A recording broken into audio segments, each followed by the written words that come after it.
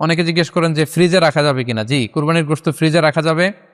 ইবনে আব্বাস রাদিয়াল্লাহু তাআলা আনহুর মত অনুযায়ী 3 ভাগ করা উত্তম, তবে এটা আবশ্যক নয়। আপনি 1 ভাগ নিজে খাবেন, 1 ভাগ আত্মীয়-স্বজন প্রতিবেশীদের দিবেন, আরেক ভাগ গরিব দুঃখীদের মাঝে বন্টন করে দিবেন। এটা উত্তম, কিন্তু এটা আবশ্যক নয়। পুরো গোশত যদি আপনার লেগে যায় আপনি ভোগ করতে পারেন। আর যদি আপনার কাছে অতিরিক্ত গোশত থাকে এটা আপনি আত্মীয়দের দান করুন, গরিব আত্মীয়দের আপনি উপহার দিন, গরিব মিসকিনদের সুবিধাবঞ্চিত মানুষদেরকে আপনি এগুলো দান করুন। কারণ সূরাতুল হাজ্জের 28 নম্বর আয়াতে আল্লাহ তাআলা বলেছেন, ফাকুলু মিনহা ওয়া আত'ইমুল বাঈসাল ফাকির। তোমরা কুরবানির এই গোশত নিজেরাও খাও এবং অভাবী লোকদেরকে দাও। এবং সহিহ বুখারীতে আল্লাহ রাসূল সাল্লাল্লাহু আলাইহি ওয়াসাল্লামের একটি বর্ণনা, আল্লাহ রাসূল সাল্লাল্লাহু আলাইহি ওয়াসাল্লাম বলেছেন, কুলু ওয়া আত'ইমু ওয়াদ্দাখিরু। অর্থাৎ কুরবানির গোশত তোমরা খাও, ওয়া আত'ইমু মানে অন্যদের খাওয়াও, ওয়াদ্দাখিরু এবং তোমরা এটাকে প্রিজার্ভ করে রাখো বা জমা করেও রাখতে পারো। অর্থাৎ আপনি চাইলে ফ্রিজে রাখতে পারবেন, আপনি পরবর্তীতে খেতে চাচ্ছেন আপনি রাখতে পারবেন ইনশাআল্লাহ। সো উত্তম হচ্ছে 3 ভাগ করে 1 ভাগ নিজে খাওয়া, 1 ভাগ আত্মীয়-স্বজনদের প্রতিবেশীদের দেয়া এবং 1 ভাগ অভাবী সুবিধাবঞ্চিত গরিব মিসকিনদের মাঝে বন্টন করে দেয়া। এবং অবশ্যই যাদের সামর্থ্য আছে আপনারা বেশি বেশি কুরবানি করুন, এবং এই কুরবানির মধ্য দিয়ে আমরা অনেক প্রান্তিক জনগোষ্ঠী, সুবিধাবঞ্চিত মানুষ, তাদের কাছে আমাদের সহায়তাগুলো পৌঁছে দিতে পারবো। একটি প্রশ্ন আমাদের কাছে খুব বেশি এসেছে, সেটা হচ্ছে কুরবানি কি পুরো পরিবারের পক্ষ থেকে একজন দিতে হবে নাকি সামর্থ্যবান প্রত্যেকের দিতে হবে? আমি আবার বলছি, প্রশ্নটি হচ্ছে যে অনেকে এই প্রশ্নটি করেছেন যে পুরো পরিবার থেকে একজন দিলে হয়ে যায় নাকি সামর্থ্যবান প্রত্যেকের দিতে হয়। সম্মানিত দিনী ভাই এবং বোনেরা, এটি একটি মতবিরোধপূর্ণ মাসআলা। অর্থাৎ এই মাসআলার ক্ষেত্রে স্কলারদের মধ্যে মতভেদ পাওয়া যায়। এক্ষেত্রে 2টি মতামত। একদল স্কলার বলেছেন যে এটা পরিবারের পক্ষ থেকে একজন দিলে আদায় হয়ে যাবে। অপর মতামত হচ্ছে যে না, সামর্থ্যবান প্রত্যেকেই দিতে হবে। আমরা 2টি মতামত নিয়ে আলোচনা করি। প্রথম মত হচ্ছে যে এক পরিবারের পক্ষ থেকে একজনই যথেষ্ট। এই মতামতটিও দলিলের দিক থেকে বেশ শক্তিশালী। সেক্ষেত্রে আমরা মেহনাফ ইবনে সুলাইম রাদিয়াল্লাহু তাআলা আনহুর বর্ণিত একটি হাদিস সুনানে আবু দাউদে এসেছে, হাদিসটি হাসান পর্যায়ের হাদিস। তিনি বলছেন, ওয়া নাহনু উকুফুন মা রাসূলিল্লাহ বিআরাফাতিন। আমরা রাসূল সাল্লাল্লাহু আলাইহি ওয়াসাল্লামের সাথে 9 জিলহজ আরাফার ময়দানে ছিলাম। ক্বালা, তখন আল্লাহ রাসূল সাল্লাল্লাহু আলাইহি ওয়াসাল্লাম আমাদেরকে বলেছেন, ইয়া আইয়ুহান নাস, হে মানব সকল, ইন্না আলা কুল্লি আহলি বাইতিন ফি কুল্লি আমিন উদহিয়া। অর্থাৎ প্রত্যেকটি, আল্লাহ রাসূল সাল্লাল্লাহু আলাইহি ওয়াসাল্লাম বলেছেন, প্রত্যেকটি ফ্যামিলির জন্য প্রতি বছর একটি কুরবানি ওয়াজিব হয়। আমি আবার বলছি, প্রত্যেক ফ্যামিলির জন্য প্রতি বছর কুরবানি দিতে হয় কয়টি? একটি। তাহলে কুরবানি পরিবারের পক্ষ থেকে একটি দিলেই আদায় হয়ে যাবে। সুনানি তিরমিজির আরো একটি হাদিস আমরা এখানে উল্লেখ করতে পারি। এই হাদিসটিও সহিহ। সাইয়েদনা আতা ইবনে ইয়াসার রাদিয়াল্লাহু তাআলা আনহু উনি আবু আইয়ুব আল আনসারী রাদিয়াল্লাহু তাআলা আনহুকে জিজ্ঞেস করেছিলেন যে কাইফা কানাতিল উদহিয়া ফি আহদি রাসূলিল্লাহ। হে আল্লাহর নবীর সাহাবী, আল্লাহ রাসূল সাল্লাল্লাহু আলাইহি ওয়াসাল্লামের জামানাতে কুরবানি কেমন হতো, কিভাবে তারা কুরবানি দিতেন? তো আবু আইয়ুব আল আনসারী রাদিয়াল্লাহু তাআলা আনহু উনি বলেছেন, কানা আর-রাজুলু ইউদহি বিশাতি আনহু ওয়া আন আহলিহি। আল্লাহ রাসূল সাল্লাল্লাহু আলাইহি ওয়াসাল্লামের সময়কালে লোকজন একটি ছাগল কুরবানি দিত তার পক্ষ থেকে এবং তার ফ্যামিলির পক্ষ থেকে। আনহু ওয়া আন আহলিহি, তার নিজের পক্ষ থেকে এবং ফ্যামিলির পক্ষ থেকে। অর্থাৎ এই হাদিসগুলোর আলোকে বোঝা যায় যে পুরো পরিবারের পক্ষ থেকে একজন কুরবানি দিয়ে দিলেই আদায় হয়ে যাবে। স্বামীও চাকরি করেন, স্ত্রীও চাকরি করেন, স্বামীরও টাকা আছে, স্ত্রীর টাকা আছে, দুইজনের আলাদা করে দিতে হবে না। স্বামী যদি একটা ছাগল কুরবানি দিয়ে দেয় তাহলে স্ত্রীর পক্ষ থেকে, পুরো ফ্যামিলির পক্ষ থেকে কুরবানি আদায় হয়ে যাবে। এই হাদিসগুলোর আলোকে বোঝা গেল। দ্বিতীয় আরেকটি মত আছে, সেই মতটি হচ্ছে প্রত্যেক সামর্থ্যবানের উপর ওয়াজিব। এটি ইমাম আবু হানিফার মত এবং আমাদের বাংলাদেশে এটিরই প্রচলন হয়ে এসেছে। আমরা এই মতামতটিকেই বেশি আমরা শুনে থাকি সব জায়গায়, যে যারাই সামর্থ্যবান প্রত্যেকের আলাদাভাবে দিতে হয়। স্বামী সামর্থ্যবান হলে স্বামীর দিতে হবে, স্ত্রী সামর্থ্যবান হলে স্ত্রীকে দিতে হবে, ছেলেরা হলে ছেলের দিতে হবে। এটা প্রত্যেকের আলাদাভাবে ইন্ডিভিজুয়ালি দিতে হয়। এবং সেক্ষেত্রে ওনারা দলিল দিচ্ছেন সুনান ইবনু মাজার একটি হাদিস, হাদিসটি সহিহ, যেখানে আল্লাহ রাসূল সাল্লাল্লাহু আলাইহি ওয়াসাল্লাম বলেছেন, মান কানা লাহু সাআ, যার সামর্থ্য আছে কিন্তু ওয়ালাম ইউদহি, সামর্থ্য থাকার পরেও সে কুরবানি দেয় না, ফালা ইয়াকরাবান্না মুসাল্লানা, সেজন্য ঈদুল আজহার দিন আমার ঈদগাহে না আসে নামাজ পড়তে। আল্লাহ রাসূল সাল্লাল্লাহু আলাইহি ওয়াসাল্লাম হুঁশিয়ারি বাণী ঘোষণা করেছেন, ধমক দিয়েছেন যে সামর্থ্য থাকার পরেও যে কুরবানি দেয় না সেজন্য আমার ঈদগাহে না আসে। এই হাদিসের আলোকে ওনারা বলেছেন মান কানা লাহু সাআ, যার সামর্থ্য আছে। ওনারা বলছেন যে এটা ইন জেনারেল, ব্যাপক, যারই সামর্থ্য আছে তাকেই দিতে হবে। সো এখানে বাস্তবতা হচ্ছে দুই পক্ষেরই খুব ভ্যালিড দলিল আছে। আর কোনো মাসালার ক্ষেত্রে যখন মতবিরোধ থাকে, দুই পক্ষেরই দলিল থাকে, সেক্ষেত্রে বাড়াবাড়ি করাটা অনুচিত। বরং এটা হচ্ছে ইসলামের সৌন্দর্য, এখানে প্রশস্ততা রয়েছে। সো যারা মনে করে যে ফ্যামিলির পক্ষ থেকে একজন কুরবানি দিলেই আদায় হয়ে যাবে, তাদেরও দলিল আছে, তাদেরকে সেটা করতে দেওয়া উচিত। তবে আমরা এটাকেই সাজেস্ট করি যে প্রত্যেক সামর্থ্যবানের উপর কুরবানি দেওয়া উচিত। এতে করে যিনি কুরবানি দিবেন উনি সওয়াব পেয়ে উপকৃত হলেন, আবার উনি কুরবানি দেওয়ার কারণে গোশত বিতরণ করলেন, ফলে গরিবরা উপকৃত হলো। সো সামর্থ্যবান প্রত্যেকেরই উচিত বেশি বেশি কুরবানি দেয়া। আশা করি এই মাসালাটাও আপনারা বুঝতে পেরেছেন। খুব বেশি যে প্রশ্নটি করা হয়েছে সেটি হচ্ছে জানতে চাওয়া হয়েছে 7 ভাগে কুরবানি করা যাবে কিনা। এই ধরনের প্রশ্ন কিন্তু আমরা আগে শুনতাম না। রিসেন্টলি কিছু কিছু স্কলারদের আলোচনা বা এতে করে লোকজন হয়তো বিভ্রান্তিতে ভোগেন কিংবা একটা ধোঁয়াশা তৈরি হয়, ফলে এই প্রশ্নটি করা হচ্ছে। আমরা আবহমান কাল থেকে আমাদের প্রিয় মাতৃভূমি বাংলাদেশে হয়তো ছাগল কুরবানি দিয়েছি অথবা গরু কুরবানি দিয়েছি সর্বোচ্চ 7 ভাগে।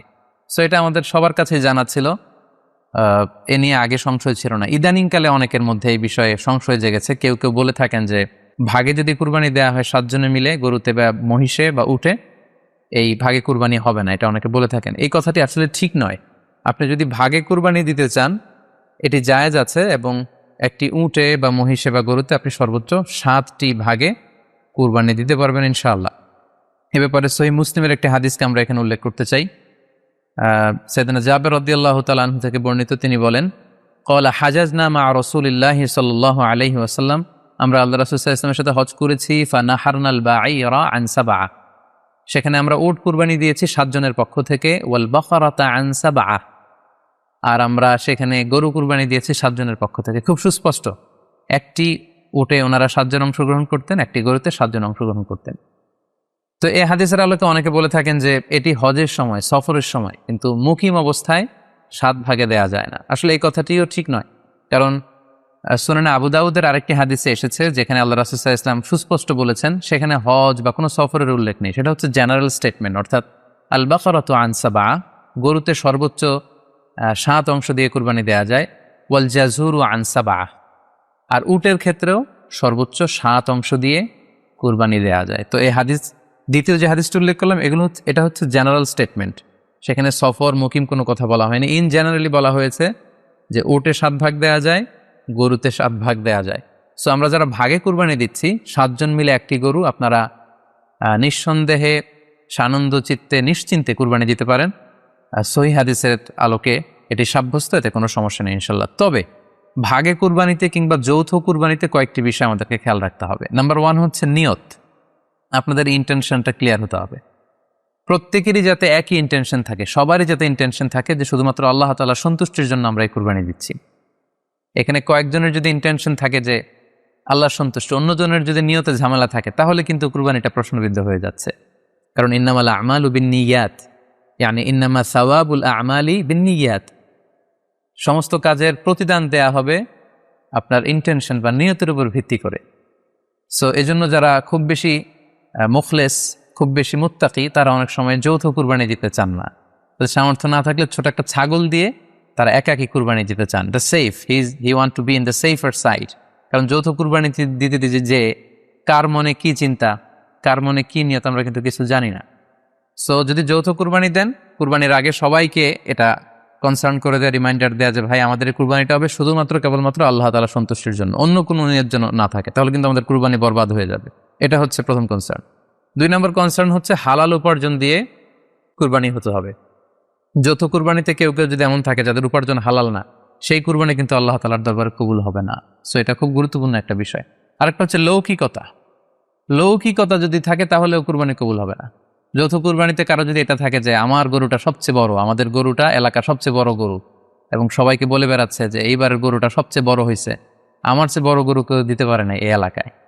তো এই জাতীয় যদি লৌকিকতা প্রবণতা কারোর মধ্যে থাকে, তাহলেও কিন্তু তার কুরবানি কবুল হবে না। সো যৌথ কুরবানি যদি আপনারা দিতে চান, এই বিষয়গুলো আমাদেরকে খেয়াল রাখতে হবে। আরও একটি প্রশ্ন খুব বেশি আমাদের কাছে জানতে চাওয়া হয়েছে, সেটা হচ্ছে কুরবানির সাথে আকিকা দেয়া যাবে কিনা। খুব বেশি আলোচনা হচ্ছে এই প্রসঙ্গটা যে কুরবানির সাথে আকিকা দিয়ে দেয়া যাবে কিনা। এক্ষেত্রে আমরা উত্তরে বলবো যে কুরবানি এবং আকিকা আপনাদের খেয়াল রাখতে হবে যে দুটি এবাদত। প্রথম কথা হচ্ছে এবাদত ভিন্ন দুটি এবাদত। কারণ কুরবানি এটা বছরের একটা নির্ধারিত সময়, জিলহজের 10 তারিখে, এবং তারপরে আরো 2 দিন বা 3 দিন, এই সময়গুলোতে আপনি কুরবানি করতে পারবেন। তাহলে এটা হজের মৌসুমে জিলহজ মাসে করতে হয় কুরবানি। কিন্তু আকিকা কিন্তু এরকম না। আকিকাটা যে কোনো মাসে হতে পারে। আকিকাটা হচ্ছে নবজাতক সন্তানের ভূমিষ্ঠ হওয়ার পরে শুকরিয়া স্বরূপ আল্লাহর কাছে যে কুরবানিটা করতে হয় সেটাকে আমরা বলি আকিকা। হাদিসে এসেছে আকিকা। তো সেটা হচ্ছে সন্তান কখন ভূমিষ্ঠ হলো সেটার উপর নির্ভর করে। কারো সন্তান রমাদানে হতে পারে, কারো সন্তান জিলহজ মাসেও হতে পারে, শাওয়ালে হতে পারে, রজাবে হতে পারে। আকিকা হচ্ছে বাচ্চা যেদিন জন্মগ্রহণ করবে, সন্তান ভূমিষ্ঠ হওয়ার 7 দিন পরে। তাহলে ভিন্ন দুইটা আবাদত, দুই সময়ের আবাদত। নাম্বার 2, আকিকার ক্ষেত্রে আল্লাহ রাসূল সাল্লাল্লাহু আলাইহি ওয়াসাল্লাম বলেছে আনিল গুলামি শাতান ওয়া আনিল জারিয়াতি শাত, অর্থাৎ ছেলে হলে 2টি ছাগল দিয়ে আকিকা করো, এবং যদি মেয়ে হয় তাহলে 1টি ছাগল দিয়ে আকিকা করো। তো সেক্ষেত্রে কুরবানিতে কিন্তু এরকম বিধান নেই। কুরবানিতে কিন্তু 1টি ছাগল দিয়ে আপনি কুরবানি করলে কুরবানি হয়ে যাচ্ছে, সেখানে 2টি ছাগল দেওয়া লাগবে এমন কোনো কথা নেই। তো এভাবে আমরা বুঝতে পারতেছি, খুবই স্পষ্টত কমন সেন্স খাটালেও আমরা বুঝতে পারতেছি, এবং আল্লাহ রাসূল সাল্লাল্লাহু আলাইহি ওয়াসাল্লামের ভাষ্যগুলো অনুসারে আমরা বুঝতে পারছি দুই ধরনের আবাদত। যদিও এই 2 আবাদতে কিছুটা মিল আছে, কিন্তু 2 সময়ের আবাদত, আলাদা 2টি উপলক্ষ, 2টার আলাদা নির্ধারিত সময় রয়েছে। যেমন আকিকার ক্ষেত্রে সুন্নাহ হচ্ছে বাচ্চা যেদিন জন্মগ্রহণ করবে তার 7ম দিন শেষে 7 দিন পরে আপনি আকিকা করবেন। আল্লাহ রাসূল সাল্লাল্লাহু আলাইহি ওয়াসাল্লাম বলেছেন, কুল্লু গুলামিন মুরতাহানুন বিআকিকাতিহি তুযবাহু আনহু ইয়াওমা সাবিহি। প্রত্যেক সন্তানের আকিকা দিতে হয় তার 7ম দিনে। ওয়া ইউহলাকু ওয়া ইউসাম্মা, এবং 7ম দিনে মাথার চুল ফেলে দিতে হয়, তার সুন্দর একটি নাম রাখতে হয়। তাহলে আকিকার বিধান হচ্ছে সম্মানিত সুধী সন্তান জন্মগ্রহণ করার 7 দিন পরে। আমরা বুঝতে পারলাম আল্লাহ রাসূল সাল্লাল্লাহু আলাইহি ওয়াসাল্লামের ভাষ্য অনুযায়ী, কথা অনুযায়ী, কওল অনুযায়ী। এবার যদি আমরা আল্লাহ রাসূল সাল্লাল্লাহু আলাইহি ওয়াসাল্লামের আমল দেখি, ওনার ব্যক্তিগত আমল কি ছিল, সেক্ষেত্রে আমরা সহিহ ইবনে হিব্বানের একটি হাদিস উল্লেখ করব, যেটিকে ইবনে হাজার আল আসকালানী উনি ওনার ফাথুল বারিতে সহিহ হিসেবে উল্লেখ করেছেন। আয়েশা রাদিয়াল্লাহু তাআলা আনহার বর্ণনা, তিনি বলেন যে আক্কা রাসূলুল্লাহ সাল্লাল্লাহু আলাইহি ওয়াসাল্লাম আনিল হাসানি ওয়াল হুসাইনি ইয়াউমা সাবিঈ ওয়া সাম্মাহুমা। আল্লাহ রাসূল সাল্লাল্লাহু আলাইহি ওয়াসাল্লাম নিজে ওনার দৌহিত্র অর্থাৎ ওনার নাতি হাসান এবং হুসাইনের আকিকা নিজে করেছেন 7ম দিনে, এবং 7ম দিনে তাদের নাম রেখেছেন। একজনের নাম রেখেছেন হাসান, আরেকজনের নাম হুসাইন। অর্থাৎ হাসান রাদিয়াল্লাহু আগে জন্মগ্রহণ করেছিলেন, ওনার চেয়ে ছোট ছিল হুসাইন, উনি পরে জন্মগ্রহণ করেছেন। তো ওনাদের জন্মের পরে 7 দিন পরে আল্লাহ রাসূল সাল্লাল্লাহু আলাইহি ওয়াসাল্লাম ওনাদের আকিকা দিয়েছিলেন, এবং 7ম দিনে উনি আকিকাও দিয়েছেন এবং তাদের নামও রেখেছেন। তাহলে আল্লাহ রাসূল সাল্লাল্লাহু আলাইহি ওয়াসাল্লামের কওলি হাদিস, ওনার ভাষ্যমতে আমরা জানলাম উনি বলেছেন 7ম দিনে আকিকা দিতে হয়, এবং ওনার ব্যক্তিগত আমল থেকে আমরা জানতে পারলাম যে উনি ওনার 2 নাতির আকিকা দিয়েছেন 7ম দিনে এবং নাম রেখেছেন। তাহলে এ থেকে আমরা সুস্পষ্ট বুঝতে পারি যে আকিকা দিতে হয় সন্তান জন্মগ্রহণ করার 7 দিন পর, 7ম দিনে।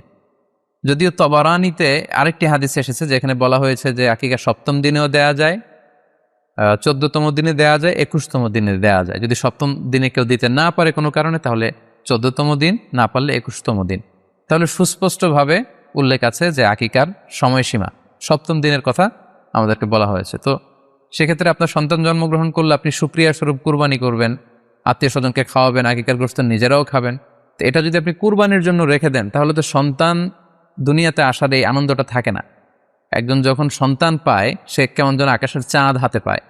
তো তখন তার 7 দিনের মধ্যে যে আনন্দটা থাকে, ওই দিন তার নাম রাখা হবে, আত্মীয় স্বজনরা আসবে, বাচ্চাকে দেখবে, দোয়া করবে, তখন আকিকা করে গোশত নিজে খাবেন, আত্মীয়দের খাওয়াবেন, পাড়া প্রতিবেশীদেরকে দিবেন। এটা হচ্ছে সন্তান ভূমিষ্ঠ হওয়ার উপলক্ষকে কেন্দ্র করে এই আকিকা। সো এটাকে কুরবানির সাথে মিক্স আপ করার কোনোই প্রয়োজন নেই, এবং এক্ষেত্রে সুস্পষ্ট গাইডলাইন হচ্ছে যে 7ম দিনে আকিকাটা দিতে হয়। সো আমরা যেন 7ম দিনে আকিকাটা দেই। তবে হ্যাঁ, এখন প্রশ্ন হচ্ছে 7ম দিনে কেউ দিতে পারেননি, 14তম দিনেও দিতে পারেননি, 21তম দিনেও দিতে পারেননি, হাতে টাকা ছিল না, সামহাও কোনো কারণে মিস করেছেন, তখন আপনি যখন সুযোগ হয় তখন করে দেন। ওই প্রেক্ষাপটে আপনি যদি কুরবানির সময়ও আকিকা দিয়ে দিতে চান, এটা আদায় হয়ে যাবে ইনশাল্লাহ। আশা করা যায় আদায় হয়ে যাবে, এবং এটা জায়েজ আছে। তবে এটা সুন্নাহ নয়। সুন্নাহ হচ্ছে 7ম দিনে আকিকা দেওয়া। পাশাপাশি গরু দিয়ে, মহিষ দিয়ে, উট দিয়ে আকিকা দেওয়াও কিন্তু সুন্নাহ নয়। আকিকা দেওয়া সুন্নাহ হচ্ছে ছাগল দিয়ে। সুন্নাহসম্মত হচ্ছে আকিকা 7ম দিনে দেয়া এবং ছাগল দিয়ে দেয়া। ছেলের ক্ষেত্রে 2টি ছাগল, মেয়ের ক্ষেত্রে 1টি ছাগল। আশা করি কুরবানির সাথে আকিকার প্রসঙ্গটি আপনাদের কাছে ক্লিয়ার হয়েছে। সম্মানিত সুধী, এবার আমরা শুনবো আরও একটি মোস্ট আস্কড কোশ্চেন, কুরবানি না দিয়ে কুরবানির টাকা দান করে দিলে ওই সওয়াব পাওয়া যাবে কিনা। এই প্রশ্নগুলোও কিন্তু আমরা আগে শুনতাম না। রিসেন্ট সময়ে গত কয়েক বছর আগে আমরা খেয়াল করেছি যে তারকা জগতের কিছু লোক বা নাটক সিনেমা জগতের কিছু লোক এরকম ঘোষণা দিয়েছে যে আমরা টাকা বন্যার্থ লোকদেরকে দিয়ে দিলাম, আমরা কুরবানি দেব না। তো ওনাদেরকে আল্লাহ এত টাকা দিয়েছেন, ওনারা বন্যার্থ লোকদেরকেও সহায়তা করতে পারেন, আবার কুরবানিও করতে পারেন। সো একটা দিয়ে আরেকটা হবে না। আপনি যদি টাকা দান করে দেন এটা সাদাকার সওয়াব হবে, কিন্তু কুরবানির সওয়াব কিন্তু আপনি পাবেন না। আল্লাহ রাসূল সাল্লাল্লাহু আলাইহি ওয়াসাল্লাম বলেছেন, কুরবানি করলে যেই প্রাণীটার কুরবানি করা হলো ওই প্রাণী তার শিং নিয়ে, তার গায়ের পশম নিয়ে, পায়ের খুরগুলো নিয়ে কিয়ামতের ময়দানে দাঁড়াবে। সো এই সওয়াব থেকে কিন্তু আপনি বঞ্চিত হয়ে গেলেন। তাই এ ব্যাপারে সুস্পষ্ট কথা হচ্ছে, আপনি যদি কুরবানির টাকা দান করে দেন, দানের সওয়াব হবে কিন্তু কুরবানির সওয়াব হবে না, এবং কুরবানির এই ওয়াজিব বিধানটিও কিন্তু আদায় হবে না। আপনার উদ্দেশ্য ভালো, কিন্তু আপনার পদ্ধতিতে সমস্যা। আপনার উদ্দেশ্য হচ্ছে যে বন্যা দুর্গত মানুষ, সাতক্ষীরাতে বা আশেপাশের জেলাগুলোতে বন্যায় মানুষ না খেয়ে মারা যাচ্ছে, আমি টাকাগুলো দান করে দেই, তাহলে বেশি তারা উপকৃত হবে। আমি বলবো যে আপনার যদি সামর্থ্য থাকে সেক্ষেত্রে আপনি বন্যার্থ লোকদেরকে দানও করেন, পাশাপাশি কুরবানিও করেন, দুই জিনিস। অথবা আপনি যদি শুধু কুরবানি করতে চান সেটাও আপনি করতে পারেন। আপনি কুরবানি করবেন, এতে করে কিন্তু আপনি যে দান করতে চান আপনার এই পারপাসটাও কিন্তু সার্ভ হবে। কিন্তু কুরবানির টাকা দান করে দিলে কখনো কুরবানি আদায় হবে না। আপনি যদি কুরবানি করেন এক্ষেত্রেও কিন্তু দরিদ্র জনগোষ্ঠীর বিশাল স্বার্থ এখানে আছে, কারণ বছরের একটা দীর্ঘ সময় ধরে এই সুবিধাবঞ্চিত মানুষগুলো কিন্তু আমিষের অভাবে তারা ভোগে, পুষ্টিহীনতায় ভোগে। তারা এমনও অনেক ফ্যামিলি আছে বছরে শুধু এই কুরবানির সময় এই মৌসুমটাতে তারা কিছু গোশত খেতে পারে। সো তাদের মধ্যে আপনি কুরবানি করে এই গোশত বিতরণ করতে পারেন। সো এই কোভিড-19 পিরিয়ডে আমাদের উচিত বেশি বেশি কুরবানি করা, কুরবানি করে এই অভুক্ত মানুষদের ঘরে ঘরে কুরবানির গোশত পৌঁছে দেয়া। তাহলে আপনি কুরবানির মাধ্যমে কিন্তু এই গোশত বিতরণ করে তাদের সহায়তা করতে পারলেন। পাশাপাশি যারা খামারি আছে, আপনি কুরবানি করলে এই তাই খামারিদের এই ব্যবসা প্রসেসেও কিন্তু আপনি অংশগ্রহণ করলেন। আপনি তাদের ব্যবসাতে, আল্লাহ তাআলা সুদকে হারাম করেছেন, ব্যবসাকে হালাল করেছেন, তাহলে ব্যবসার মতো একটা চমৎকার কাজেও আপনি সহায়তা করলেন কুরবানির মধ্য দিয়ে। আরও একটা গুরুত্বপূর্ণ বিষয় হচ্ছে, আমাদের গ্রাম বাংলায় কিন্তু আমাদের অনেক গরিব লোকজন আছে বা মা বোনেরা আছে যারা সারা বছর ব্যাপী ছাগল পালে এই আশায় যে কুরবানির সময় ছাগলটাকে বিক্রি করবে, অথবা গরু পালে। গ্রামগঞ্জে অনেক পরিবার আছে যে বছর শেষে কুরবানির সময় আসলে তারা এটা ভালো দামে বিক্রি করবে এবং সেই টাকা দিয়ে সারা বছর চলবে। সো আপনি যদি কুরবানি করেন তাহলে ওই প্রান্তিক জনগোষ্ঠীকেও কিন্তু সহায়তা করা হলো। পাশাপাশি কুরবানির এই সময়গুলোতে হাজার হাজার কসাইদের একটা জীবিকার ব্যবস্থা হয়। তারা গরু জবাই করে, চামড়া খোলে, গোশত কাটে। তো এই কুরবানির দিনগুলোতে কিন্তু হাজার হাজার কসাইদের হালাল জীবিকার একটা ব্যবস্থা হয়। কসাইরা কিন্তু কোটিপতি হয় না। সো আপনি এই কুরবানির প্রসেসটাকে যদি আরও বেশি প্রমোট করেন তাহলে এই কসাইদেরও কিন্তু একটা রিজিকের ব্যবস্থা হচ্ছে। আরও ইন্টারেস্টিংলি, কুরবানির যে চামড়া, পশুর যে চামড়া, এই চামড়াগুলো কিন্তু ইয়াতিমের হক, গরিবদের হক। সো আপনি কুরবানির চামড়া বিক্রি যদি করে দেন, চামড়া চাইলে আপনি ব্যবহার করতে পারেন, অথবা বিক্রি করলে এটা কিন্তু ইয়াতিমখানাতে, মাদ্রাসাগুলোতে, অভাবী মানুষদেরকে এই দামটা কিন্তু দিয়ে দিতে হয়। ফলে কুরবানির এই চামড়া থেকে কিন্তু মাদ্রাসাগুলো বা ইয়াতিম ছাত্রছাত্রীরা উপকৃত হচ্ছে। তাহলে এখানে অনেক বিষয় জড়িত। যদিও বর্তমান সময়ে চামড়া শিল্প ধ্বংস করার একটা বিশাল পায়তারা চলছে, চামড়ার দাম পড়ে যাচ্ছে। তো আমরা যদি কুরবানি না দিই আমাদের চামড়া শিল্প হুমকির মুখে পড়বে। এবং এই যে হাজার হাজার মাদ্রাসা এবং এতিমখানা আছে যাদের একটা বড় ইনকামের বা আয়ের উৎস হচ্ছে কুরবানির সময় এই চামড়ার টাকা। সো মানে with all this discussion it seems that through sacrifice you can contribute more. আপনি যদি কুরবানি করেন এবং এটা যদি বেশি বেশি করেন তাহলে আপনি যে চাচ্ছেন অসহায় মানুষদেরকে সহায়তা করতে, এটা আরও বেশি বেশি করা হলো, বেশি বেশি করা হলো। তাদেরকে গোশত বিতরণ করে আপনি সহায়তা করলেন, খামারিদেরকে ব্যবসার ক্ষেত্রে সহযোগিতা করলেন, গ্রামের যে নারীরা ছাগল পাললো, গরু পাললো তাদের সহায়তা করলেন, কসাইদের হালাল জীবিকার জন্য সহযোগিতা করলেন, মাদ্রাসার ইয়াতিম ছাত্রদেরকে আপনি সহায়তা করলেন। সো আমি বলবো যে কখনো এই ভুল সিদ্ধান্ত নেবেন না যে কুরবানির টাকা আমি দান করে দেবো না। আপনি কুরবানি করবেন, এতে আপনার কুরবানির ওয়াজিবও আদায় হবে, গরিবদেরকে সহযোগিতাও করা হবে। সেক্ষেত্রে যদি আপনি স্বাস্থ্য ঝুঁকি মনে করেন, সেক্ষেত্রে আপনি সরাসরি হাটে যেতে না চাইলে অনলাইনে গরু ক্রয় করতে পারেন। আরও একটি সহজ পদ্ধতি আছে, সেটা হচ্ছে যারা শহুরে জীবনযাপন করছেন, শহরে আছেন, তারা চাইলে কিন্তু আপনার গ্রামের আত্মীয় স্বজনদের কাছে আপনার টাকা পাঠিয়ে দিয়ে কুরবানি আদায় করতে পারেন। টাকা পাঠিয়ে দিলে তারা আপনার পক্ষ থেকে ছাগল বা গরু কিনে কুরবানি করে তারা গোশত খেয়ে উপকৃত হলো, আশেপাশের গরিব আত্মীয় স্বজনদের মধ্যে বিতরণ করে এই কুরবানির প্রক্রিয়াটা আদায় হলো। এটাও খুব সহজে কিন্তু করা যেতে পারে। আর কুরবানির ক্ষেত্রে প্রতিনিধিত্ব জায়েজ আছে। অন বিহাফ অফ ইউ, অন্য কেউ আপনার পক্ষ থেকে কুরবানি করতে পারবে, আপনি টাকা দিয়ে দিলেই হলো। আর যারা হাটে যে নিজে দেখে শুনে গরু ছাগল কিনে এনে নিজে কুরবানি করে সব ব্যবস্থাপনা করতে পারবেন, আয়োজন করতে পারবেন, সেটা সবচাইতে ভালো। সেটা তো নূরুন আলা নূর, এটা নিয়ে কোনো কথা নেই। আশা করি কুরবানির টাকা দিয়ে দিলে কুরবানি আদায় হবে কিনা এই ব্যাপারটিও আপনারা বুঝতে পেরেছেন। এবার আমরা আসি, আরেকটি প্রশ্ন আমাদের কাছে খুব বেশি এসেছে, সেটা হচ্ছে কুরবানির পশু অনলাইনে ক্রয় করা যাবে কিনা। খুবই রেলেভেন্ট একটি কোশ্চেন, যেহেতু এখন অনেকেই হাটে যেতে চাচ্ছেন না, অনলাইনে আমরা অনেক কেনাকাটা করি, ফলে অনলাইনে কুরবানির পশুটা ক্রয় করা যাবে কিনা এটা হচ্ছে প্রশ্ন। এক্ষেত্রে উত্তর হচ্ছে জি, অন্যান্য জিনিস আপনি যেমনি অনলাইনে ক্রয় করেন সেগুলো যেমনি জায়েজ, অনুরূপভাবে অনলাইনে কুরবানির পশুও ক্রয় করা জায়েজ। বিভিন্ন ডেইরি ফার্ম আছে, অ্যাগ্রো ফার্ম আছে এবং বিভিন্ন গরু ছাগলের খামার আছে। তারা কিন্তু আমি দেখলাম যে তারা গরুর অ্যাড দিচ্ছে, গরুর ভিডিও সেখানে আপলোড করে দিচ্ছে, সেখানে তাদের ক্লায়েন্টরা সেটা দেখে তারা গরু ক্রয় করছে। যে এটা জায়েজ আছে ইনশাল্লাহ। আপনারা যদি স্বাস্থ্য ঝুঁকির কারণে গরুর হাটকে অ্যাভয়েড করতে চান, ওখানে যেতে না চান, আপনারা চাইলে অনলাইনে পশু ক্রয় করতে পারবেন। তবে সেক্ষেত্রে দুটি জিনিস আপনাকে নিশ্চিত হতে হবে, দুইটা জিনিস আপনাকে অনলাইনে পশু ক্রয় করার ক্ষেত্রে নিশ্চিত হতে হবে। প্রথম বিষয় হচ্ছে পশুটা দৈহিকভাবে ত্রুটিমুক্ত কিনা, এটা নিশ্চিত হতে হবে। অর্থাৎ পশুর বিস্তারিত অঙ্গ প্রত্যঙ্গের বর্ণনা আপনার জানা থাকা চাই। পশুটা সুস্থ আছে কিনা, বাহ্যিকভাবে সমস্ত ত্রুটিমুক্ত কিনা এটা জানতে হবে। 2 নম্বর হচ্ছে পশুর বয়স সম্পর্কে আপনার জানতে হবে, কারণ যে কোনো বয়সের পশু দিয়ে কুরবানি করা যায় না, এটার একটা নির্ধারিত বয়স সীমা দেওয়া আছে শরিয়াতে, সেটা আপনাকে মেনটেন করতে হবে। প্রথম হচ্ছে সালিমাতুন মিনাল উয়ুবিজ যাহিরা, বাহ্যিক ত্রুটিমুক্ত হওয়া। যে কোনো পশু দিয়ে কিন্তু, অসুস্থ পশু দিয়ে কুরবানি করলে কিন্তু কুরবানি হবে না। এক্ষেত্রে আমরা সুনানে নাসাইর একটি হাদিস উল্লেখ করব। হাদিসটি সহিহ, বারা ইবনে আসিব রাদিয়াল্লাহু তাআলা আনহু বর্ণনা করেছেন। আল্লাহ রাসূল সাল্লাল্লাহু আলাইহি ওয়াসাল্লাম বলেছেন, লা ইয়াজুজু মিনাদ দাহায়া আল আওরাউল বাইয়িনু আওরুহা, এমন পশু দিয়ে কুরবানি হবে না যেই পশুটা সুস্পষ্টভাবে অন্ধ। অন্ধ কানা কোনো পশু দিয়ে কুরবানি হবে না। ওয়াল আরজাউল বাইয়িনু আরাজুহা, খোড়া, কুরবানি যেখানে করা হবে ওই জায়গা পর্যন্ত হেঁটে যেতে পারছে না, মাঠ থেকে বাড়িতে আনা যাচ্ছে না, এরকম খোড়া প্রাণী দিয়ে কুরবানি করা যাবে না। ওয়াল মারিদাতুল বাইয়িনু মারাদুহা, খুব বেশি অসুস্থ, খুবই দুর্বল অসুস্থ প্রাণী দিয়ে কুরবানি করা যাবে না। ওয়াল আজফা উল্লাতি লা তুনকি, এবং এমন এমন বয়স্ক বৃদ্ধ প্রাণী যে অতি বয়সের ভারে এটা নুজ্জ হয়ে গিয়েছে এবং এর হাড্ডির ভেতরে যে মজ্জা শুকিয়ে গিয়েছে, এরকম প্রাণী দিয়েও কিন্তু কুরবানি করা যাবে না। তাহলে সুনানে নাসাইয়ের এই সহিহ হাদিসটির মধ্য দিয়ে আমরা বুঝতে পারলাম যে অন্ধ প্রাণী দিয়ে কুরবানি করা যায় না, খোড়া প্রাণী দিয়ে করা যায় না, খুবই দুর্বল প্রাণী দিয়ে এবং খুব বয়স হয়েছে এরকম প্রাণী দিয়ে কিন্তু কুরবানি করা যাবে না। তারপর আমরা সুনানে তিরমিজির আরেকটি হাদিস এখানে উল্লেখ করব। এই হাদিসটিও হাসান পর্যায়ের হাদিস।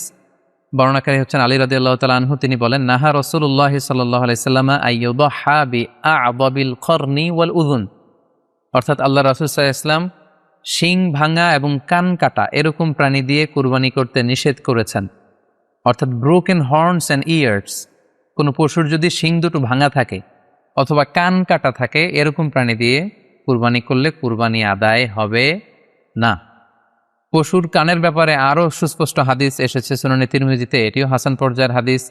বর্ণনাকারী সাইয়েদনা আলী রাদিয়াল্লাহু তাআলা আনহু, তিনি বলেন যে নাহা রাসূলুল্লাহ সাল্লাল্লাহু আলাইহি ওয়াসাল্লাম আইয়ুদহা বিমুকাবালাহ আও মুদাবারাহ আও শারকা আও খরকা আও জাদআ, অর্থাৎ আল্লাহ রাসূল সাল্লাল্লাহু আলাইহি ওয়াসাল্লাম মুকাবালা মানে এমন প্রাণী যে প্রাণীর কানের সামনের অংশ কাটা, এরকম প্রাণী দিয়ে কুরবানি করা যাবে না। আও মুদাবারা, এমন প্রাণী যে প্রাণীর কানের পেছনের অংশ কাটা, সেটা দিয়ে কুরবানি করা যাবে না। আও শারকা, অথবা কানের মাঝখানে কাটা, দুই দিক ঝুলে আছে, করা যাবে না। আও খরকা, অথবা কানের ভেতরে ছিদ্র, পশুর কানে যদি ছিদ্র থাকে, কেটে যে ছিদ্র হয়ে গিয়েছে, ড্রিলড হয়ে গিয়েছে, সেই প্রাণী দিয়ে কুরবানি করা যাবে না। আও জাদাহা, অথবা নাক কাটা, এরকম প্রাণী দিয়ে কুরবানি করা যাবে না। তাহলে আল্লাহ রাসূল সাল্লাল্লাহু আলাইহি ওয়াসাল্লামের ভাষ্য মতে এই প্রাণীগুলো দিয়ে কুরবানি করা যাবে না। ফলে আপনি অনলাইনে যদি পশু ক্রয় করতে চান, আপনার যে পশুটা ক্রয় করবেন এটা বাহ্যিকভাবে সুস্থ আছে কিনা, অঙ্গ প্রত্যঙ্গের বিস্তারিত বর্ণনার ভিডিওতে আপনাকে ক্রস চেক করে এবং বাড়িতে আনার পরে সেটাকে দেখে এই পারচেজটা আপনাকে নিশ্চিত করতে হবে। 2 নাম্বার খেয়াল রাখবার বিষয় হচ্ছে পশুর বয়স। কুরবানির পশুর একটা নির্ধারিত বয়স সীমা আছে। সেক্ষেত্রে উটের জন্য 5 বছর হওয়া লাগবে কমপক্ষে, গরু বা মহিষের ক্ষেত্রে কমপক্ষে 2 বছর হতে হবে এবং ছাগলের ক্ষেত্রে কমপক্ষে 1 বছর হতে হবে। আবার বলছি, উট 5 বছর, গরু 2 বছর এবং ছাগল 1 বছর। তবে মেষ বা ভেড়া, দুম্বা এগুলো যদি 6 মাসের হয়, দেখতে যদি মোটা সোটা হয়, 1 বছরের মতো মনে হয়, তাহলে সেগুলো দিয়েও কুরবানি করা যাবে। সেক্ষেত্রে পশুর যে দাঁত আছে, নিচের পাটের যে পশুর দাঁত, এই দাঁতগুলোর পাশে 2টা ধারালো দাঁত থাকে, এগুলো উঠেছে কিনা এগুলো দেখে দেখে আপনারা পশুর বয়সকে নির্ণয় করতে পারবেন। তাহলে অনলাইনে ক্রয়ের ক্ষেত্রে আমাদের উত্তর হচ্ছে যে অনলাইনে আপনি পশু ক্রয় করতে পারবেন। সেক্ষেত্রে আপনাকে 2টি বিষয়ে খুব খেয়াল রাখতে হবে। এক হচ্ছে পশুর অঙ্গ প্রত্যঙ্গ ঠিক আছে কিনা, বাহ্যিকভাবে সব ধরনের ত্রুটিমুক্ত কিনা। 2 নাম্বার হচ্ছে পশুর বয়স। এই 2টি জিনিস যদি আপনি এনশিওর করেন, আপনি অনলাইনে পশু ক্রয় করে সেটা দিয়ে কুরবানি করলে কুরবানি হয়ে যাবে ইনশাল্লাহ, কোনো সমস্যা নেই। এ পর্যায়ে আমরা অল্প কয়েকটি রিমাইন্ডার আপনাদের সাথে শেয়ার করে আজকের আলোচনাটুকু আমরা এখানেই জবনিকা টানবো, এখানে আমরা আলোচনাটি শেষ করবো ইনশাআল্লাহ। প্রথম যে রিমাইন্ডারটি আপনাদের সাথে আমি শেয়ার করতে চাই সেটি হচ্ছে, সম্মানিত সুধী, আমরা অনেকেই বাজার থেকে পশু আনার সময় বা কুরবানি করার সময় পশুর সাথে অনেক বেশি অমানবিক আচরণ করি। এতে করে কিন্তু আপনার কুরবানিটা, পুরো কুরবানির প্রক্রিয়াটাই প্রশ্নবিদ্ধ হয়ে যেতে পারে। তাই আজকের লাইভের মধ্য দিয়ে যারাই আপনারা যুক্ত হয়েছেন, আমি সবাইকে বলছি আমরা যাতে পশুর সাথে মানবিক আচরণ করি, কুরবানির পশুর সাথে এমন কোনো আচরণ যাতে না করি যাতে ওর কষ্ট না হয়, আমরা যেন এটা খেয়াল রাখি।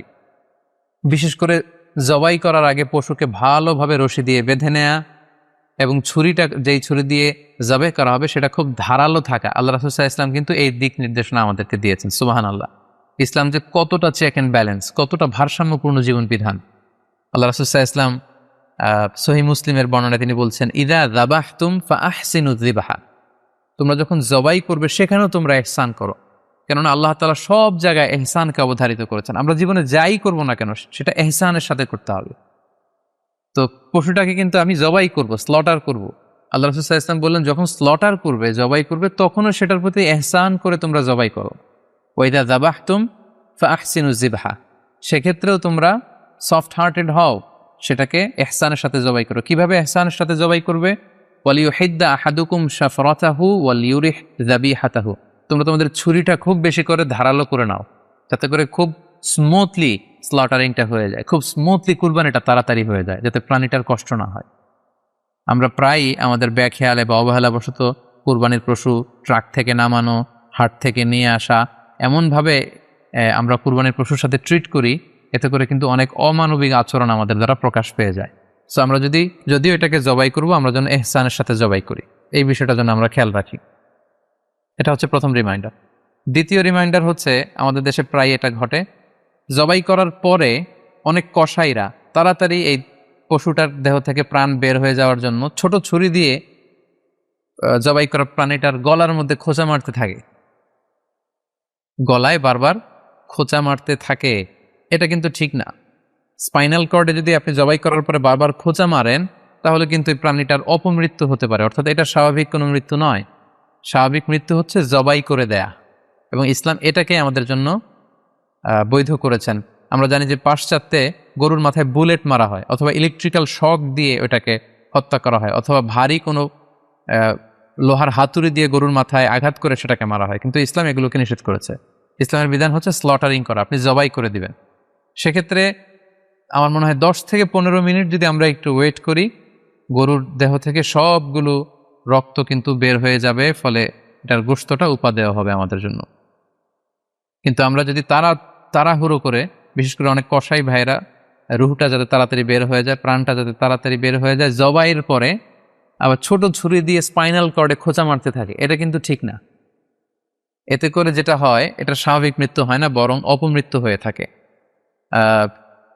আমরা যখন কুরবানি করি তখন প্রাণীটার শ্বাসনালী এবং কণ্ঠনালী কেটে যায়, এবং তারপরে রক্তনালী, যেটাকে ইংরেজিতে বলে জুগুলার ভেইন, এই জুগুলার ভেইনটা যখন কেটে যায় তখন কিন্তু প্রাণীটা আর ব্যথা পায় না। গবেষণায় দেখা গিয়েছে যে যদিও আমরা দেখি যে প্রাণীটা খুব ছটফট করে লাফালাফি করে, কিন্তু আসলে সে ব্যথা পায় না। জুগুলার ভেইন যখন কেটে ফেলে তখন ব্রেইন তাকে স্পাইনাল কর্ডের মাধ্যমে হার্টে সিগন্যাল দেয় আরও বেশি পাম্প করার জন্য, আরও বেশি রক্ত পাঠানোর জন্য। ফলে দেহের সবগুলো রক্ত গলার ওই কাটা জায়গা দিয়ে কিন্তু বের হয়ে যায়। তো ওই মুহূর্তে আপনি যখন ছোট ছুরি নিয়ে এটার স্পাইনাল কর্ডে খোঁচাখুচি করতে শুরু করেন তখন কিন্তু এটার অপমৃত্যু ঘটে, এটার স্ট্রোক হতে পারে, এটা হার্ট অ্যাটাক করে মারা যেতে পারে। তাহলে সেটা কিন্তু স্বাভাবিকভাবে জবাইয়ের মধ্যে দিয়ে মৃত্যুবরণ করলো না, বরং হার্ট অ্যাটাক করে বা স্ট্রোক করে সেটা মারা গেল। তখন কিন্তু আপনার কুরবানিটা প্রশ্নবিদ্ধ হয়ে যেতে পারে। তো এই জন্য আমি সকলের কাছে অনুরোধ করব, আপনারা তাড়াহুড়ো না করে 10 থেকে 15 মিনিট একটু ওয়েট করেন জবাহের পরে, এটাকে স্বাভাবিকভাবে ন্যাচারালি প্রাকৃতিকভাবে এটা রুহটা বের হতে দিন। তা না হলে আমাদের কুরবানি কিন্তু প্রশ্নবিদ্ধ হয়ে যেতে পারে। 3 নম্বর রিমাইন্ডার হচ্ছে, আমাদের বাংলাদেশের অনেক জেলায় আমরা হিন্দু মুসলমান একসাথে থাকি। আমার কাছে নিউজ এসেছে যে অনেক জায়গায় অনেকে হিন্দুদের মন্দিরের সামনে কুরবানির গরু জবাই করে। এটা ঠিক না, কারণ আমরা জানি যে ওরা এই গরুর পূজা করে থাকে। সো আমরা এমন কিছু করব না যেটা ওদেরকে খুব বেশি কষ্ট দিবে। সো অনেকে শুনেছি যে উস্কানিমূলকভাবে তারা একটু দেখিয়ে দিতে চায় বা তাদের উপর প্রতিশোধ নিতে চায়। এরকম করে অনেক সময় হিন্দুদের বিভিন্ন গ্রামে মন্দিরের সামনে এই কুরবানির ব্যবস্থাপনা করা হয়। আমি বলবো যে আমরা এটা যাতে না করি। আমরা হিন্দুদের যে উপাসনালয় আছে, আমাদের হিন্দু ভাইদের উপাসনালয়গুলোকে স্কিপ করে এমন জায়গায় কুরবানি করব যাতে করে তাদের এই দৃশ্য দেখা না লাগে এবং তাদের এবাদতগাহের সামনেও যাতে আমাদের এরকম পরিস্থিতি তৈরি করতে না হয়। আমরা যাতে সাম্প্রদায়িক সম্প্রীতি আমাদের আবাদতের মধ্য দিয়ে বজায় রাখতে পারি এবং কোনো ধরনের উস্কানিমূলক কর্মকাণ্ডে যেন আমরা কখনোই যুক্ত না হই। 4 নাম্বার এবং সবচাইতে গুরুত্বপূর্ণ পয়েন্ট হচ্ছে, জি খেয়াল করে শুনুন, আপনাকে বলছি 4 নাম্বার পয়েন্ট হচ্ছে যে জবাইয়ের স্থান এবং বর্জ্য কুরবানির পরে এটাকে নিজ দায়িত্বে পরিচ্ছন্ন করুন। আই রিপিট, আমি আবার বলছি, যেখানে আপনি কুরবানি করলেন সেটাকে এবং এই যে বর্জ্য ময়লা এটা নিজ দায়িত্বে আপনি ক্লিন করুন। সিটি কর্পোরেশনের ভাইয়েরা সরকারি তত্ত্বাবধানে সারা বাংলাদেশের এই সব বর্জ্য আসলে পরিষ্কার করা সম্ভব না। জরিপে এসেছে যে 50 লক্ষ গরু জবাই করা হয় প্রত্যেকটা কুরবানির ঈদে। তো সেক্ষেত্রে আমাদেরকে দায়িত্বশীল হতে হবে। কুল্লুকুম রাঈন ওয়া কুল্লুকুম মাসউলুন আন রাইয়াতিহি। আল্লাহ রাসূল সাল্লাল্লাহু আলাইহি ওয়াসাল্লাম বলেছেন, তোমরা প্রত্যেকে দায়িত্বশীল আর তোমাদের প্রত্যেকের দায়িত্বের ব্যাপারে কিয়ামতের ময়দানে আল্লাহ তাআলা কিন্তু তোমাদেরকে জিজ্ঞেস করবে। তাই আমরা যেন নিজ দায়িত্বে এই কুরবানির করার স্থান এবং বর্জ্য যেন পরিষ্কার করি। ব্লিচিং পাউডার দিয়ে বেশি করে পানি মেরে আমরা যেন পরিষ্কার পরিচ্ছন্ন রাখি, কারণ আত-তুহুরু শাতরুল ঈমান, পরিষ্কার পরিচ্ছন্নতা এটা হচ্ছে ঈমানের অঙ্গ। এই বিষয়টা জানে আমরা খুব গুরুত্বের সাথে নেই এবং নিজ নিজ কুরবানি আমরা যেখানে দিলাম সেই জায়গাটা যেন আমরা পরিষ্কার করি। বিশেষ করে বিভিন্ন সংস্থা যারা অনেক অনেক কুরবানি করবেন, ভলান্টিয়ারলি বিভিন্ন কুরবানি করে কুরবানির গোশত বিতরণ করবেন, আপনারা এরকম ভলান্টিয়ারলি ক্লিনলিনেস ক্যাম্পেইন করতে হবে যাতে কোনো ধরনের রক্ত, ময়লা, বর্জ্য, আবর্জনা না থাকে। প্লেই আমাদের স্মৃতির মানসপটে আমাদের ইব্রাহিম আলাইহিসসালাম এবং ইসমাইল আলাইহিসসালামের যে কুরবানি, ওনাদের যে আত্মত্যাগ, এই দৃশ্যপটটি কিন্তু আমাদের চোখের সামনে ভেসে ওঠে। আমরা জানি যে ইব্রাহিম আলাইহিসসালাম আল্লাহ তাআলা সন্তুষ্টির জন্য স্বীয় পুত্র ইসমাইল আলাইহিসসালামকে কুরবানি করতে চেয়েছিলেন এবং সেই প্রসঙ্গ থেকেই কিন্তু আমরা প্রতি বছর জিলহজের 10 তারিখে কুরবানি করে থাকি এবং এই দৃশ্যটি আল্লাহ তাআলার কাছে এতই ভালো লেগেছিল, এই আত্মত্যাগের দৃশ্যকে আল্লাহ তাআলা স্মরণীয় করে রাখবার জন্য কিয়ামত পর্যন্ত সব বিশ্বাসীদের জন্য এই জিলহজের একই টাইমে জিলহজের 10 তারিখে কুরবানি করাটাকে আল্লাহ তাআলা আমাদের উপর অবধারিত করে দিয়েছেন। এই বিষয়টি সূরাতুস সাফফাতের 105 নম্বর আয়াতে আল্লাহ তাআলা এভাবে ইরশাদ করছেন, ফালাম্মা বালাগা মাআহু সা'য়া ক্বালা ইয়া বুনাইয়া ইন্নী আরা ফিল মানামি আন্নী আযবাহুক ফানজুর মাযা তারা।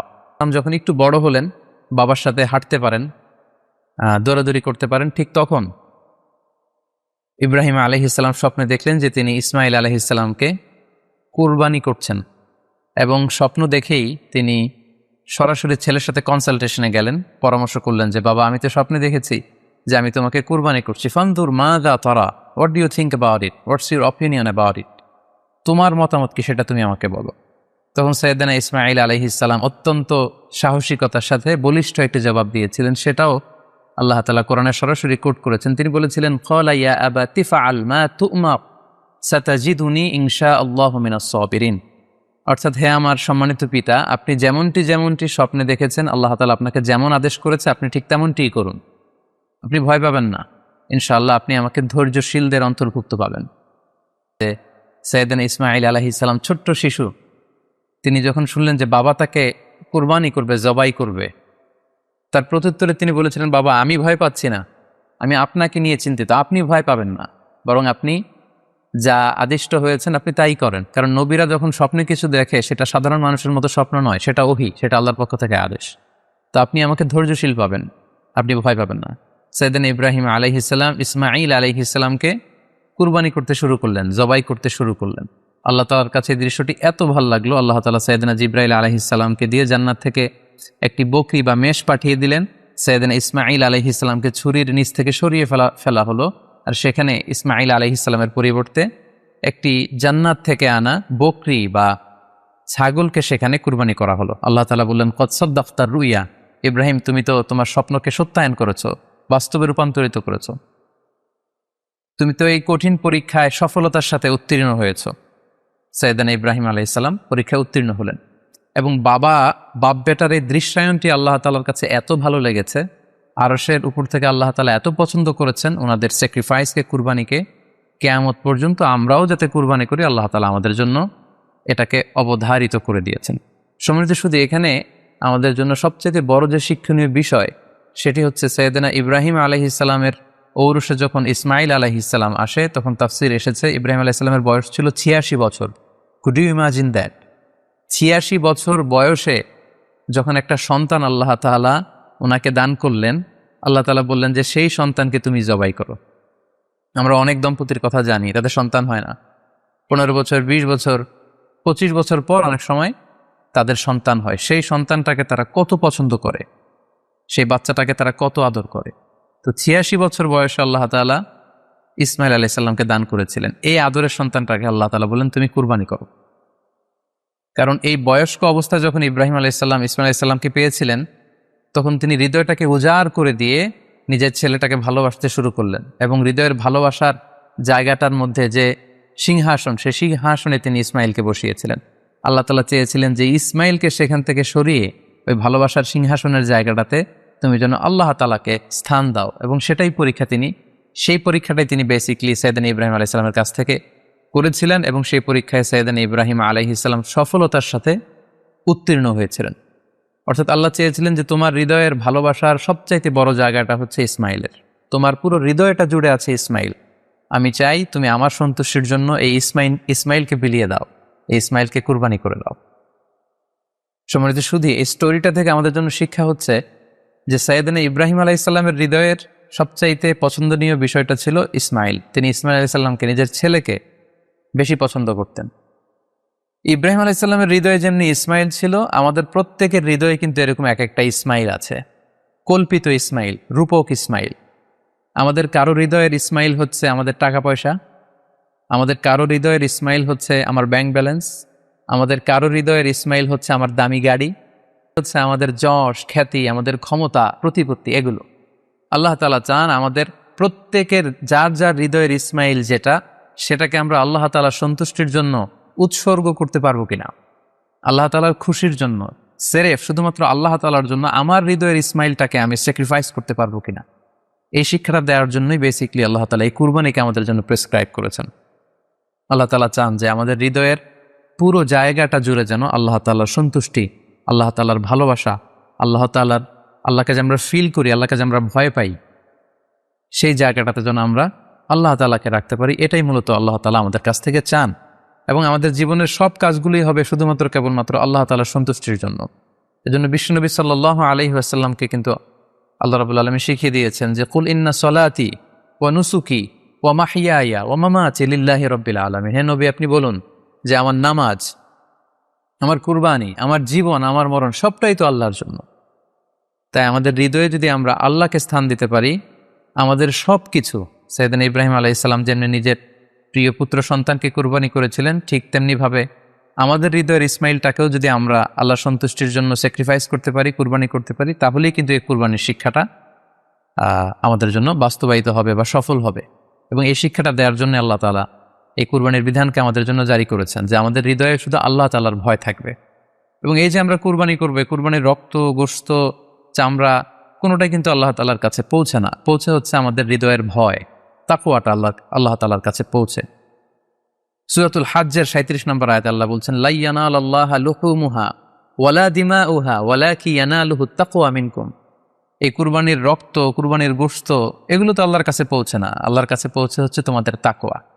আমরা কতটা ইখলাসের সাথে, কতটা আন্তরিকতার সাথে, কতটা আনুগত্যের সাথে আমাদের সম্পদ, আমাদের নিজেদেরকে আমরা আল্লাহর কাছে সোপর্দ করতে পেরেছি, আমরা কতটা আল্লাহর সমর্পিত বান্দা হতে পেরেছি, এটাই হচ্ছে এই কুরবানির শিক্ষা, যেটা সাইয়েদনা ইব্রাহিম আলাইহিস সালাম গোটা বিশ্ববাসীর জন্য নিদর্শন এই ঘটনার মধ্য দিয়ে কিন্তু আমাদের জন্য রেখে গিয়েছেন। তাই আমরা এই কুরবানির মধ্য দিয়ে এটা যেন ফিল করি যে আমাদের সবটুকু আমরা আল্লাহর জন্য বিলিয়ে দিতে প্রস্তুত আছি।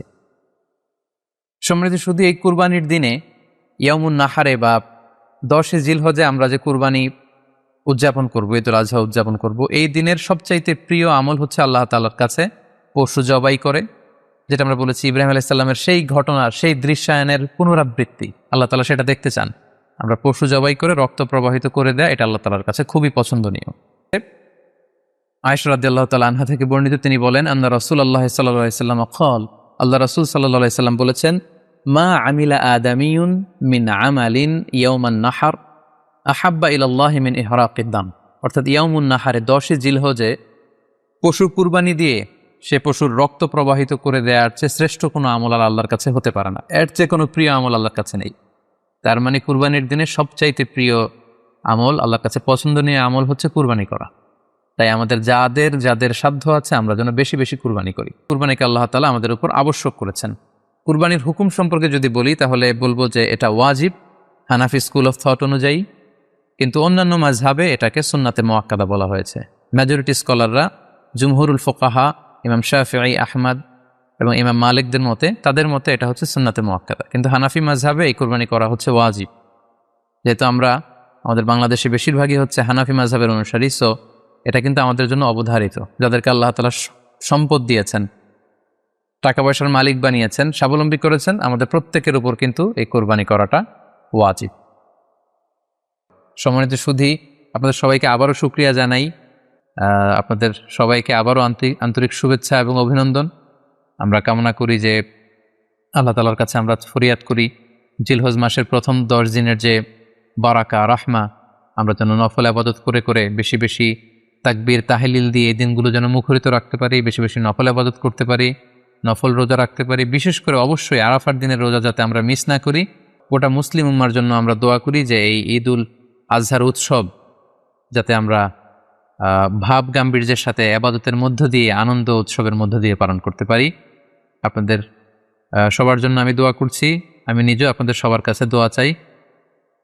আল্লাহ তাআলা আপনাদের সবাইকে ভালো রাখুক, সুস্থ রাখুক, ঈমানের সাথে রাখুক। আপনারা শেয়ার করবেন বলে আশা করছি। সুবহানাকাল্লাহুম্মা ওয়া বিহামদিকা আশহাদু আল্লা ইলাহা ইল্লা আনতা আস্তাগফিরুকা ওয়া আতুবু ইলাইক। ওয়াসসালামু আলাইকুম ওয়া রাহমাতুল্লাহি ওয়া বারাকাতুহু।